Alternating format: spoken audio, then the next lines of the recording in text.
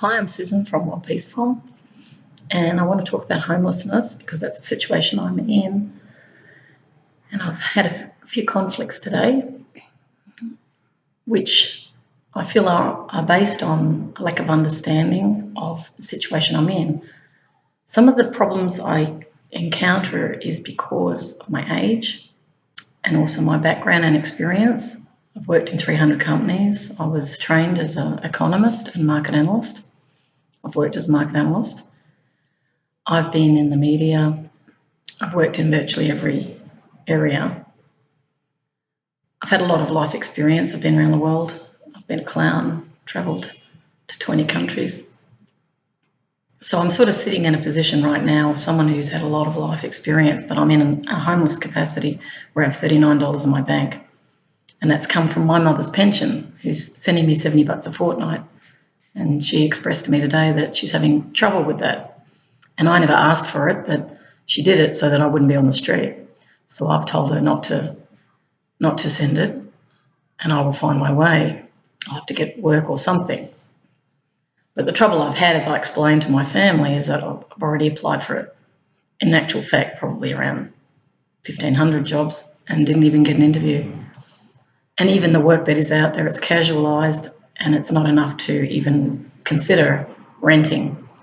Now, what's brought this video on today is as I walked from my mother's place here in Canberra, I found myself walking past newly established units, developers working very hard on developing very expensive units. The one here at the Woden Plaza is 400 accommodated units. The ones I passed, I counted about 40. So these are empty buildings, and I'm in a homeless capacity, so you can imagine how I feel. So when it comes to market-based forces, which I'm very well aware of, when we know we're going to make money out of something, we'll do something for someone.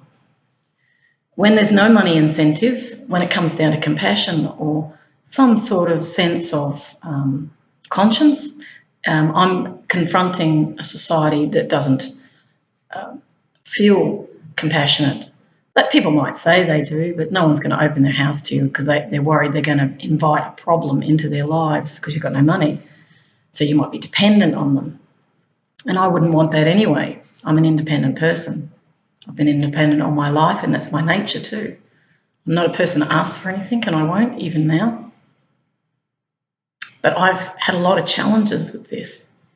It's been going on for 2 years. I was evicted 2 years ago because my landlord had rented out a space which was a converted garage, and it was perfectly appropriate accommodation. But the council came in and they basically stated that he'd breached all these bylaws, and I was kicked out. So they didn't care that they were kicking me out into homelessness. They didn't offer me an alternative at the same price because I don't have rights. There's no Bill of Rights here in Australia. We might have implied rights within the Constitution, but it appears that we don't actually have a right to say anything if events turn like this. Now, if you don't have a partner or children to look after you, you're absolutely on your own. I am fortunate. I do have a mother who cares, and she is a Christian, and I know in her way she wants to make sure I'm okay. But then on the other hand, there's all the social sort of judgment that will come around that. How can a 54-year-old woman be depending on her mother? It's a little bit like going home with your parents. We have that in our society. You've got to be independent, self-reliant, but the reality is it's not so easy, particularly if you're standing on principle like I am. I was not only confronting eviction, but I also raised conscientious objection to the job provider system in respect of Centrelink.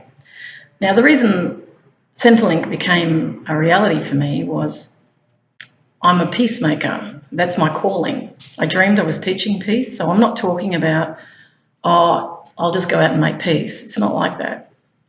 I had a calling, and everything in my life shifted. So I'm just going to pause that.